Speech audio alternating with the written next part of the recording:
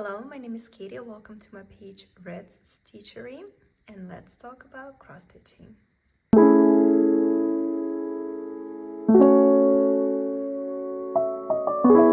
Today's video will be a little bit different. Usually I just show you everything that I've been working on, but lately I've been really chill and I've been working only on one project, and which is this dragon by Nora Corbett. So today's video is going to be all about it. So far I have not seen any finished projects, so I've decided to kind of do this video separately just about this project. So maybe somebody who is, I don't know, looking for inspiration, looking for how it's looking like, you know, like stitch it or not stitch it, is it worth it to get or not? I thought I will dedicate this video just for this project. I don't know, to inspire you, to show you how it is finished and all of this. And also for me, this video is pretty important because if you watch my haul videos, you know I own a lot of different patterns and eradicated projects by Nora Corbett or Mirabilia. However, this one, it's the first project that I've actually ever started and finished at the same time by Nora Corbett. I want to give a shout out to Samantha, the Hugo teacher, because in one of her videos, she's actually the one who shared about this. So she subscribed to Nora Corbett Patreon, which this pattern is specific for the Patreon. You cannot purchase it anywhere else except following Nora Corbett on the Patreon. And when I saw her talking about this, that she got it, you know, she's planning to stitch it, first of all, I was super happy that I was able to participate in the SAL Year of the Dragon. And the second of all, I finally found a dragon that I really want to stitch. Back then, I did not own the pattern by Teresa Winsler, the Celestial Dragon. So this was my solution, and I'm very happy that this happened exactly how it happened.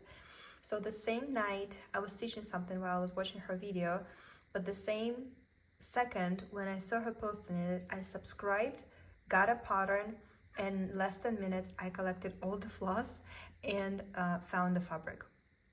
And I started it same night, and I stitched it, I think, till midnight, and now it's finished. So let's talk about this project.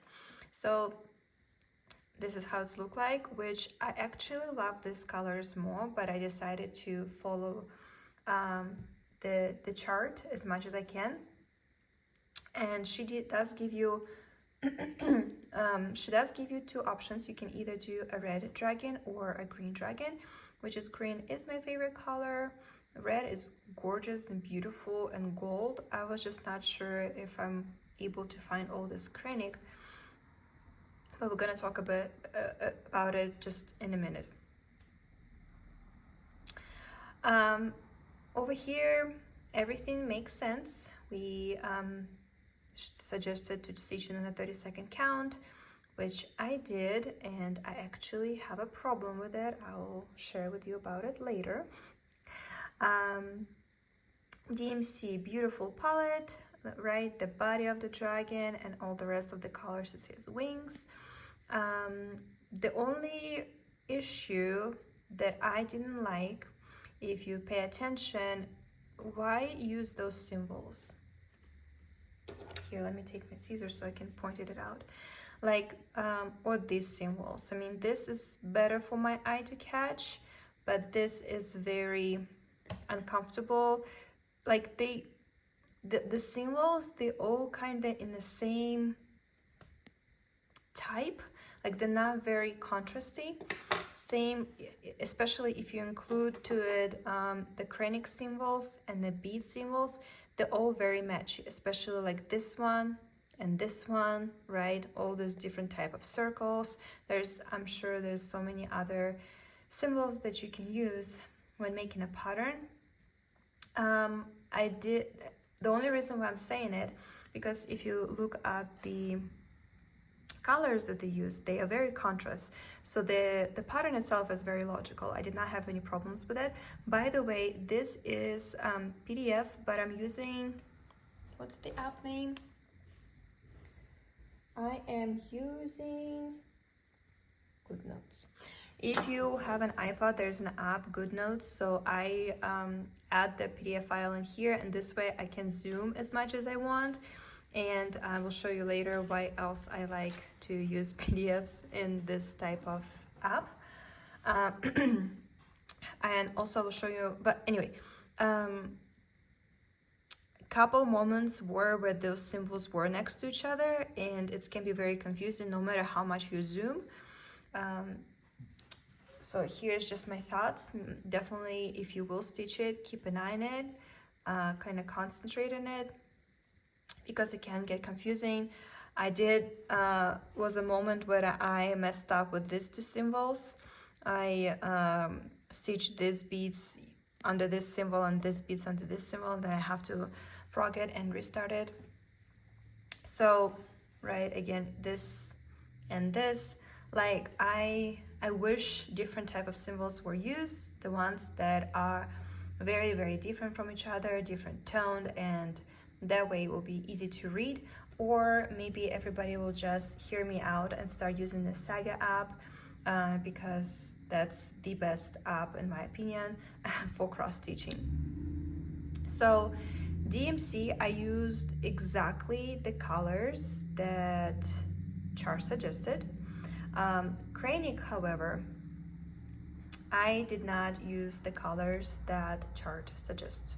The reason for that, Kranic's hard to find, and use what you have. So I'm gonna show you. So where it says, but okay. Technically I could purchase a Kranic, I mean if you're really looking up and all of that, but I, as I said before, started it literally same night when I purchased it. Like I collected everything in less than 10 minutes and I started right away. I have not had this such a cross-stitch rush in so long. And Kranic, at that point I did not want to purchase anything, I just want to use what I have, and plus minus I was able to achieve it.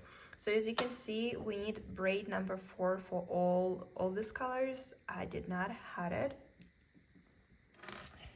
I will say, if you do have the Kranic the right colors, or if you will substitute it, one spoolie will be more than enough. This was brand new, and look how much left. You can not even see the plastic of the thing, like the itself yet, so there's still a lot of leftovers. So this is the right color, except this is HL and it's a blending filament, where in a pattern it needs to be number 4 braid. I thought I'm just gonna put it in 2 and I will stitch it, and it's exactly what I've done. Then 006 I substituted for 096. I substituted for 029. Again, this is just a blended filament. This is not a braid number 4, so I folded in 2 and I stitched 2 over 2. And it makes sense when you're going to see the pattern. They actually work just fine.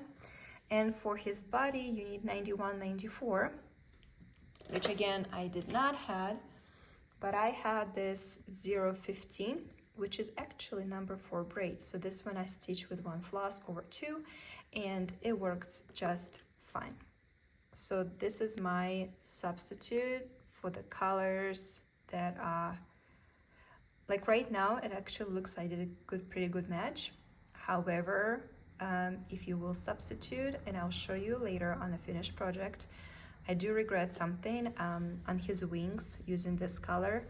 I definitely should grab 1 floss of DMC and 1 floss of the metallic, because right now his wings kind of look now like they have holes, and I'll show you a little bit later, but I decided that it's not holes, he just come out of the water, or better, he's an ice dragon. He has lightly ice on his wings and he's cold, and that's why you see all that reflection. But again, I'll show it to you later. And if I put it next to all the floss, that was, you know, part of this pattern. Like, see, I didn't even bobbinate half of this flosses because I was so into the process. It all looks very, very nice. Another thing is the beads. So I actually, for the first time, I think ever, because I do have a pretty big stash of the Mill Hill beads, I had all of the beads except 3 colors. I did not have that 02073, and I also were out of A2054, and of course I did not have a crystal treasure. So I again collected everything that I've owned. So all of these colors we needed. I was so lucky enough with this 2008. I literally used it to the last bead. Like, the amount that I have was perfect, exact what I needed. And when I was actually on offline cross-stitch shop, I purchased the wrong one. I was, for some reason, sure I'm out of 2016, but no, I have plenty of 2016. I did not have 08, but anyway, now I need to repurchase because now I am completely out. And this is where 30-second count, I had a problem with it. So these bugle beads, you're supposed to use them on the wings. Let me zoom so I'm not really spoiling you. This is fine. However, right here you see you have a bugle and then a cross, a bugle and then some cross stitching. This moment I have to change the chart a lot. Well, not really, but I have to come up with something because these beads were too big. They were pushing each other and it was super, super uncomfortable. And since I'm showing you a part of the project, you can see I colored it because it's an iPad. I do have a pen. Oops. I do have a pen, and when I was stitching it, I was just using the marker and I would just, you know, do basically the same thing as you would do with the paper pattern, but this way I can erase it, change the colors, and just make it all comfortable. And then at the end I can erase it all if I will ever decide to restitch this project again. So if I don't have Saga, that's the app I use. If I scan a chart that I have, or if I have only PDF, I will open in this and I'll just color with my pencil in here. However, I still prefer Saga. I wish everybody will just start making Saga because it's not that hard. Meaning, if you already have a pattern, all you need to do is just to save your pattern in Saga app, but it's okay. I found a solution. I'm happy with it. Now let me show you the moment that, where was it? Okay, right here. I'm going to erase this so you see it how, so you see it how I see it, you know, like how I saw it before I colored it all. But do you see it's the black square, and then we have triangle in one direction, then we have triangles in different direction, we have crosses next to the lines, 1 line, 2 lines, that's the beads, that the cross stitching, and so on and so on. And it's just, it's not as bad, but if the symbols were different, I'm sure I would stitch it even faster, because especially because, you know, I'm stitching at night after work and all of that. Well, not at night, in the evenings, which is getting darker, you're getting tired. I'm actually a morning bird. Evenings are difficult for me in general, just to survive. And getting tired. Yeah, so I wish the symbols would be a little bit more different than too matchy-match.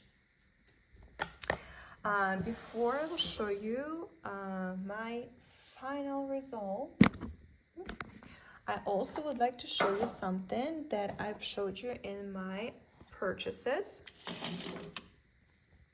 This is the bead organizer. I ordered it from Amazon, and this ignore that's I use for the different project. This, however, the top line I did use for this project. I did not have any problems with that. The beads that you see over here, it's me accidentally bumping something when it was open. And another thing is sometimes when you pick with a needle the bead, it will like jump out, or if you also was uncomfortable, which not my mistake, but I just need to be more creative. When I would pour more beads, they will spread all over.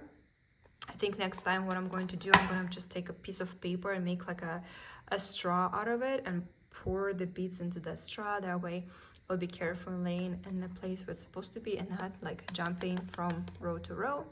But yeah, I use this. I found it very, very comfortable. However, I think like I don't know how to put the beads back now. Probably just the old method with your finger picking whatever and dropping it back in a box where it belongs.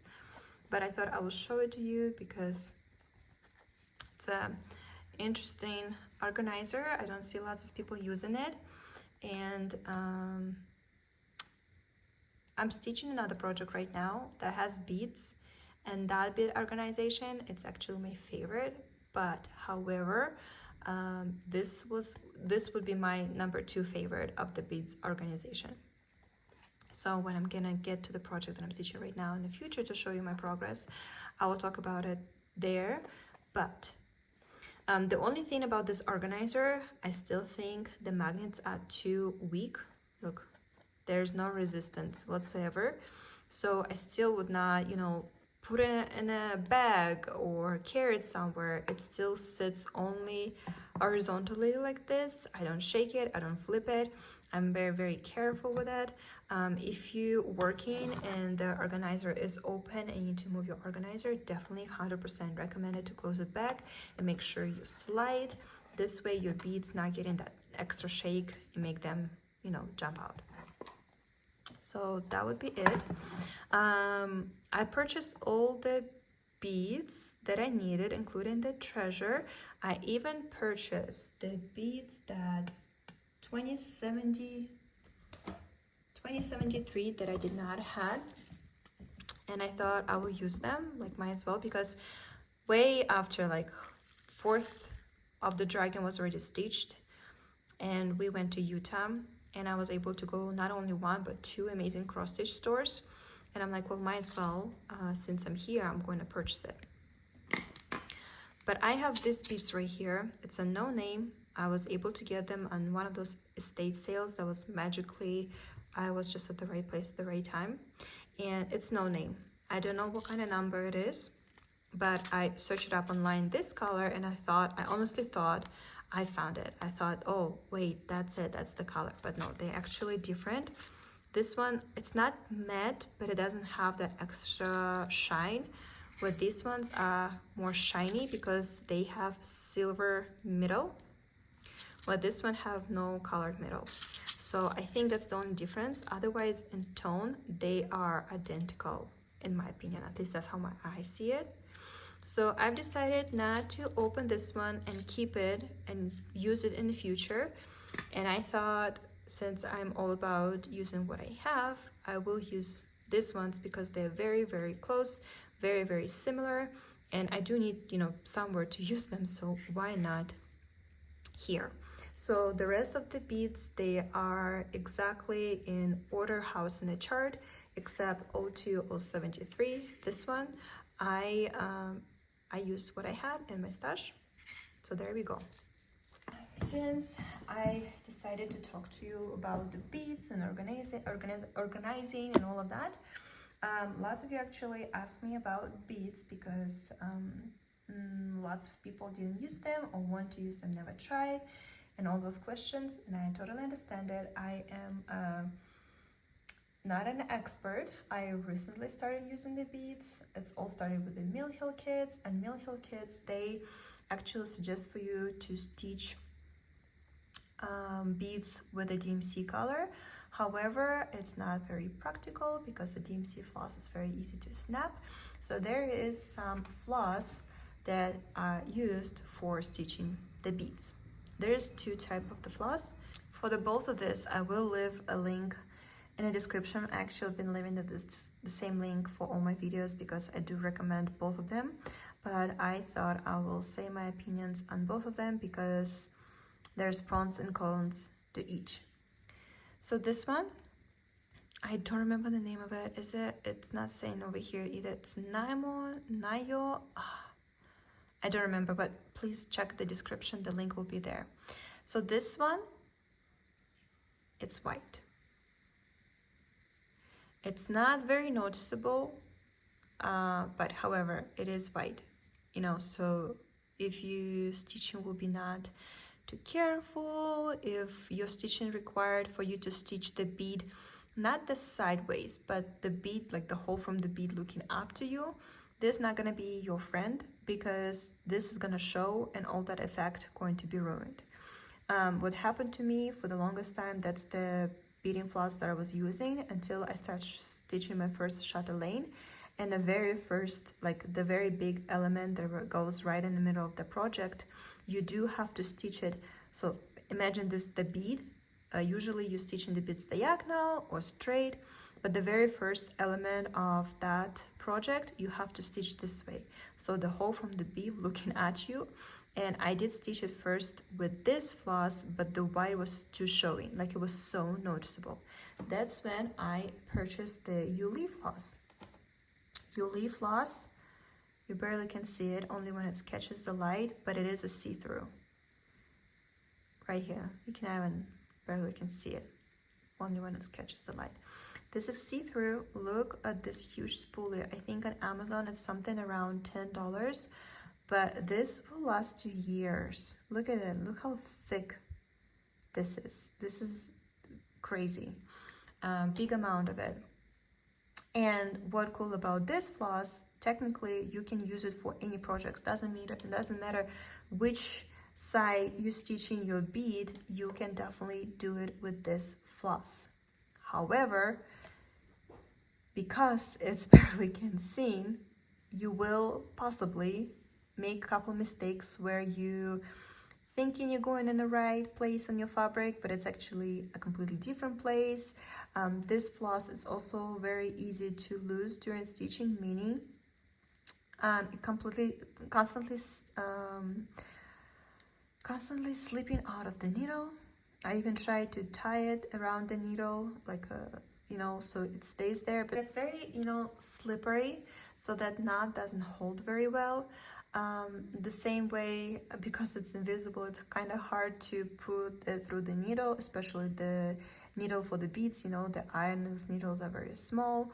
It's also difficult to finish this floss because you need to like really make sure it's secured. I actually didn't on one project, and after I took my project off the frame, I have to put some beads again because it got the knot that I made with this floss, it's gone. Like it's untied itself in the last couple of beads, so I have to like retie it and all of that. Anyway, pros and cons here, because when you're stitching with this one, because it's white, you can see where it goes, where it comes out of it, and all of that. Also, this one, when you're stitching with this one, again, because it's invisible, it can get hooked over some kind of bead or corner or something, and you will not even notice it until, you know, you're already stitching another row, and all of a sudden you have this huge loop of floss hanging there, and you cannot even tie it anymore because you already stitched so far, so you have to undo it and restart it all over again. Been there, done that. So again, pros and cons. For me, for the future, if I have a project where I know the floss not going to be seen, like the floss, the color of the floss is not a problem, I will definitely use this one. I think I also on Amazon I've seen that there is a different color of this one, so if you stitch on a black canvas, you can take a black floss of this one and you can stitch with that, but black on black, it kind of loses the point of it. You're not going to see it anyway. This one, it's good to have, then you don't have to go in between them. You can stitch all kind of beads with this one, but you do need to be more concentrated, more particular, constantly checking everything with this floss. So there we go. Oh, and also I used this floss when I was doing my carrots pin caps, because I stitched those, you know, the side of the pin caps with this floss because it's invisible. So that also where I used it. So I already stitched so much with it, and I have so much more to go. I mean, I think it's gonna take years for me to finish this one, where this one, it's getting to be done. Like, I am definitely more than halfway with this one. So there's my give and take on the beads floss. I am going to leave again the link in the description. Definitely check it out, get yourself some, try it. However, the dragon, I did completely stitch with this one, just because I want to see how I'm gonna do. The only problems again I have is that my knot got untied, so I have to restitch the beads. I did a couple times, didn't pay attention that a big chunk of this floss got caught onto something, so I have to undo my stitching and tie it and then do the stitching again. And oh my god, how many times it slipped out of my needle. However, it wasn't any moments when I was completely, I don't know, like pissed off and super angry and super irritated. Nothing like that happened. I did finish completely the project with this floss, especially if you have some kind of treasures that needs to be stitched. This is your friend. But again, I love them both. I will continue using both of them. It's just depending on what kind of project, what kind of beads, what kind of method of stitching it, all of that. Also, if you watch one of the latest of videos, you know the coolest find I found so far in a thrift store. I found this scroll frame, the one that you have to, I forgot to plug all this, to stitch the project to the frame itself. And I will tell you, this is the best cross stitch thing I've ever tried.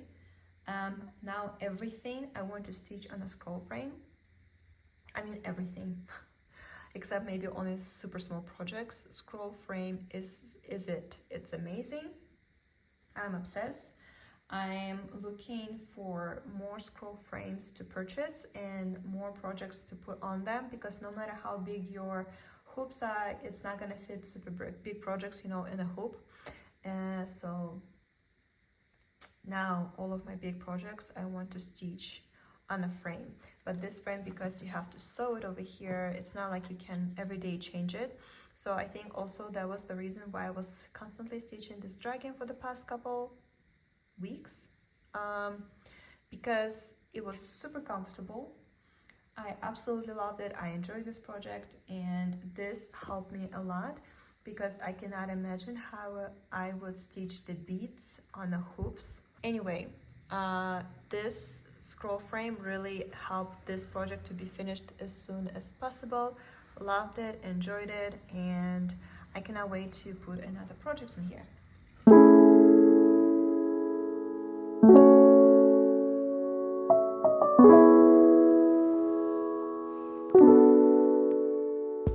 I don't know how to show it to you full, because I don't know, the lighting, the everything. But here's the final project, and let me just bring it closer to you and show it from the beginning. So here's my dragon by Nora Corbett. The pattern was released especially for Patreon.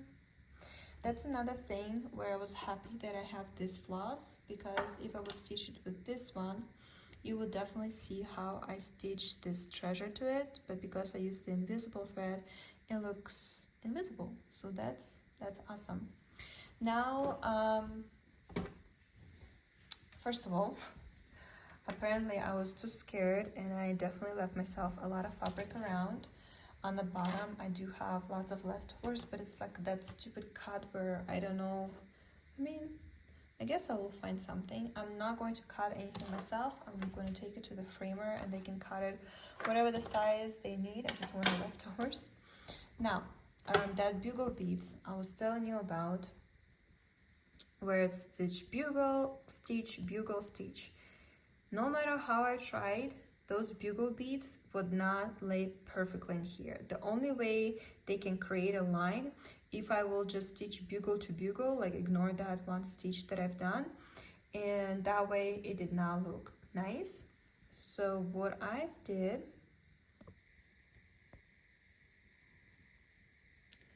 as you can see, I did a bugle. I randomly created a pattern from the beads they've been used. The 208 that I completely finished, I actually use it for the wings. This way I don't have like, 6 beads leftovers. So there's that. Krennic, that's that HL09, which is supposed to be, the color is right, the braid is wrong, but I think looks just fine. That's the color that I changed, and that's what I was telling you about. I wish I knew it back then, because Nora does give you a substitution for the Krennic. So if you don't have a Krennic, you can use a DMC floss. I wish I would mix the DMC floss with Krennic when I was stitching these parts, because the idea of the wing was to make the ombre effect, right? From darker to the teal green, lighter teal green, and then it's supposed to be the Krennic, the color, I guess, was supposed to be between this and this shade, but mine looks hollow and looks a little bit patchy because Krennic doesn't give that ombre effect. Krennic has its own color, which I'm fine because the Krennic matches perfectly these beads and the wings itself, but the effect of the ombre is kind of lost. So knowing this info now, and if you're also going to stitch this project and you don't have exactly the Krennic that needs to be, because again, this is blending filament stitch 2/2, not braid number 4 as intended. So definitely, if you will substitute and you do have blending filaments, I would recommend to grab the DMC color that Nora recommends to substitute the Krennic. 1 floss and then 1 floss of Krennic of your choice, mix them and then stitch them. That way your wings not gonna look like they kind of have holes in it.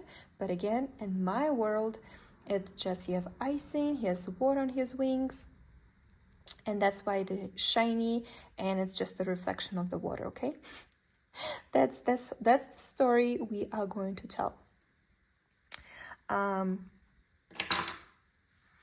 Otherwise, in my opinion, everything went nice and smooth. Also, if you never stitch with beads,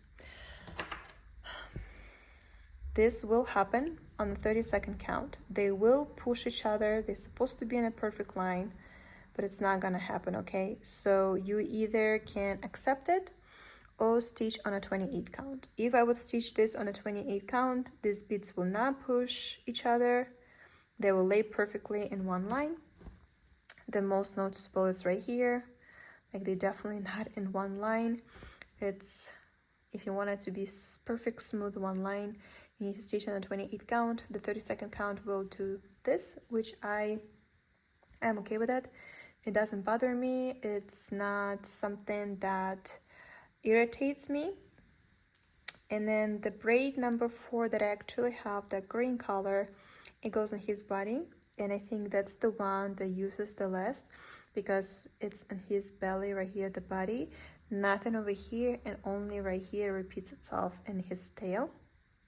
So if you don't have much of the color that you're going to use in his body, either you stitch in this one, your own conversion, the red one, the one that goes in his body, the Krennic, you don't need much of it. Obviously the one that I use in his wings, especially this one, which I used, again, 029. I actually have 2 spoolies of it, so I brought the second one just in case, but I never used it. I barely used the first one I have. I had lots of leftovers, so you don't need 2 spoolies. The 1 spoolie, especially if it's full, will be more than plenty. We have this beautiful element right here, and also like his whiskers, but that's why in my world he just come out from the water, and it's especially this one, it's like a water drops around him. A tail only when I get to this point of stitching. So this completely was stitched and I started stitching this part and this part.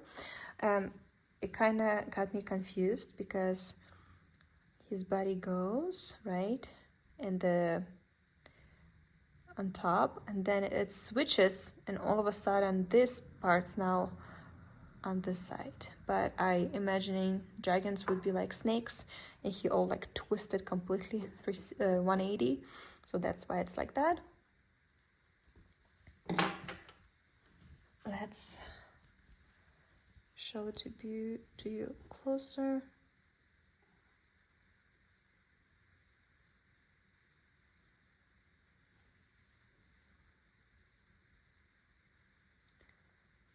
Camera doesn't even get close how shiny and sparkly it is in real life. It's absolutely beautiful, outstanding. I do love how the beads also inside of his body makes it all fun. There is a lot of beads in this project and I love it. I loved it every second of it, stitching it, enjoying it, especially because I got a frame, and that's why I haven't started any of my mermaids yet, because I just knew that I have to have a frame, because all of the stitching all these beads with hoops, it's not comfortable. Now when the beads just in one spot or the whole project can be fitted in the hoop, that's fine, but when you have so much beading to do, scroll frame, it's something that it's absolutely must. All shiny and sparkly. So that was it. This is my final result of Nora Corbett special for the Patreon dragon. I know that Sarah, Lady Lugana, is teaching one in red, and I'm super excited to see her progress and eventually a finished result, because I am dying to see how it's going to be looking in red colors.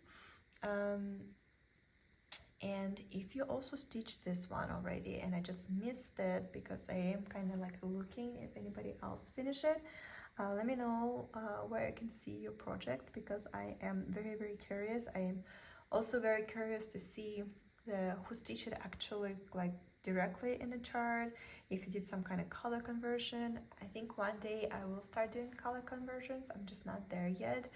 I am a rule follower, if you will. So there we go.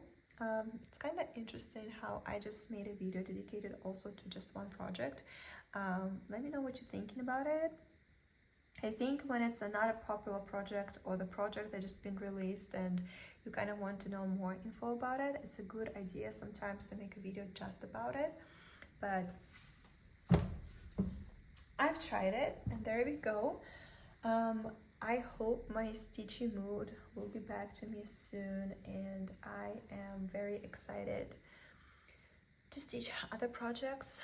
Let me know in the comments what you like, what you dislike, any tips, any ideas. I hope I was helpful. I also hope you enjoyed this video. I will see you next week with more stitch update. Happy stitching, happy week. I'll see you next one.